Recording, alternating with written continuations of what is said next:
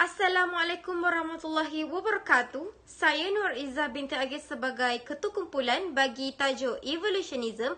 Saya dan juga ahli kumpulan saya yang lain, Nur Afini binti Nordin, Siti Nur Aisyah binti Roslan, Siti Nur Ashurah binti Sanadi, Siti Nur Asia binti Muhammad akan menerangkan lebih lanjut tentang evolutionism.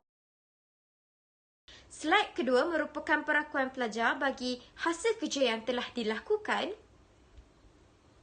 Manakala slide ketiga merupakan isi kandungan bagi pembatangan kami hari ini.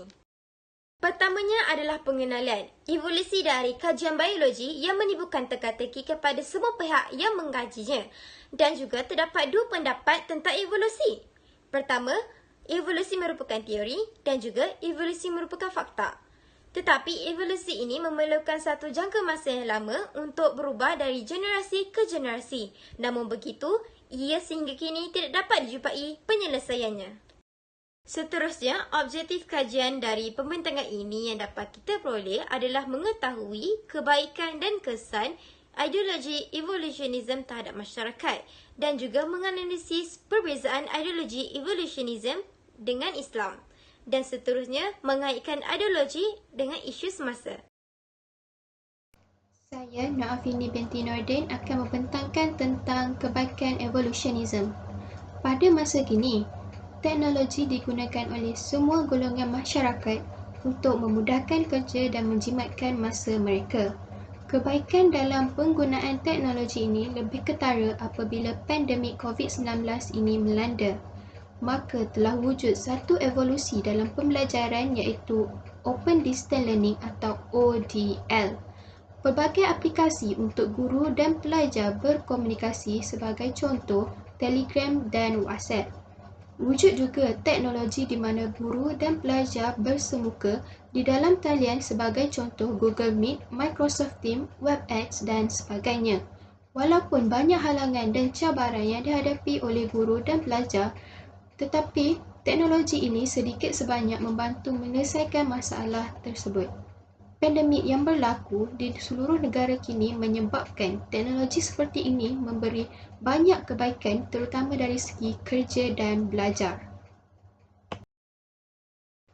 Contoh gambar di slide ini adalah aplikasi yang digunakan oleh pensyarah dan pelajar untuk berkomunikasi dan juga kelas secara dalam talian yang telah diadakan oleh pensyarah. Pendidik abad ini menjadi sefleksibel yang mungkin untuk mencipta suatu teknik pengajaran secara terbuka. Saya Siti Nur Aisyah binti Roslan akan menerangkan tentang analisis evolusi dengan Islam. Salah seorang tokoh Islam yang telah mengkritik teori Darwin ini ialah Harun Yahya. Harun Yahya telah mengkritik teori ini kerana teori ini seolah-olah menolak Tuhan sebagai pencipta. Sedangkan kita tahu bahawa salah satu sifat Allah iaitu Al-Khaliq yang bermaksud Maha Pencipta membuktikan bahawa Allah berkuasa untuk mencipta segala sesuatu tanpa batasan. Sebagai umat Islam, kita percaya dan yakin dan beriman terhadap Allah yang dapat menciptakan segala sesuatu dan tidak ada satu pun yang mustahil untuk Allah. Salah satu teori Darwin ini menyatakan bahawa asal-usul manusia adalah dari kera. Namun begitu, tidak ada satu dalil pun di dalam Al-Quran yang dapat membuktikan tentang teori ini dan menyebabkan kita tidak dapat menunjukkan kebenaran teori ini.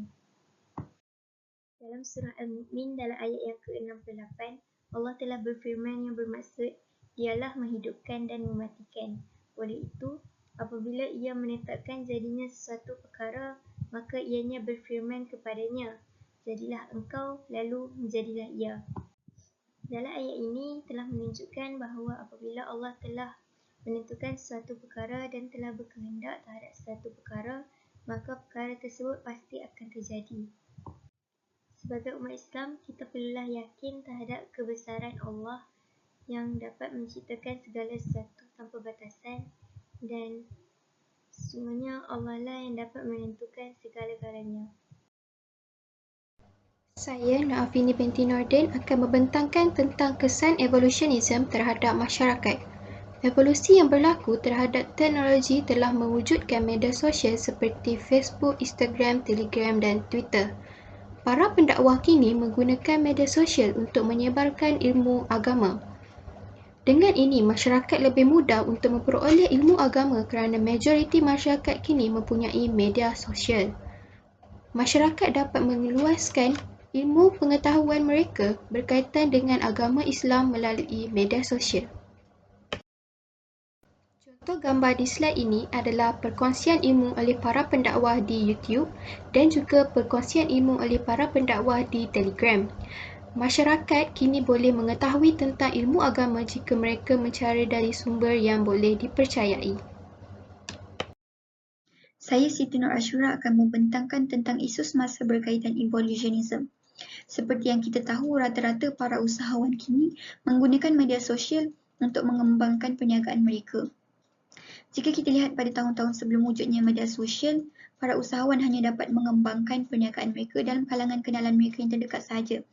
Dengan wujudnya media sosial, mereka dapat mengembangkan perniagaan mereka dengan lebih baik. Dalam satu kajian yang telah dilakukan terhadap 212 orang responden PKS iaitu perusahaan kecil sederhana, dalam jadual yang telah saya tunjukkan dalam slide ini, telah dapat dibuktikan bahawa semua lingkungan umur kini menggunakan media sosial dalam bidang perniagaan. Jika kita lihat, usahawan pada umur bawah 20 tahun hingga usahawan berumur 51 tahun ke atas menggunakan media sosial dalam perniagaan. Dan slide seterusnya, kita dapat lihat para usahawan menggunakan Instagram untuk mempromosikan barang jualan mereka. Nama saya Siti Naasia binti Muhammad Hassan. Saya akan menerangkan slide yang ke-14 iaitu mengenai rumusan. Untuk rumusan, seperti mana yang sudah diterang dari awal tadi, kita sudah pun mencapai segala objektif kajian untuk mengenal pasti kebaikan ideologi evolusionisme, kesannya terhadap masyarakat, perbezaannya dengan Islam dan juga isu semasa yang berkaitan dengannya. Berdasarkan kebaikan wujudnya evolusionisme, ia telah memberikan kemudahan kepada masyarakat kini. Namun, terdapat juga kesan buruknya jika disalahguna oleh pihak yang tidak bertauliah. Dan akhir sekali, penting untuk kita tahu tentang evolusionisme bagi membezakan sains barat dan sains Islam agar kita tidak melanggar ajaran agama kita dan menyesongkan pegangan kita. Bagi saya, sebagai umat Islam, cukuplah kita berpegang kepada kitab Al-Quran yang diturunkan Allah Subhanahu Wa Taala yang membawa segala jawapan untuk kita di dunia ini.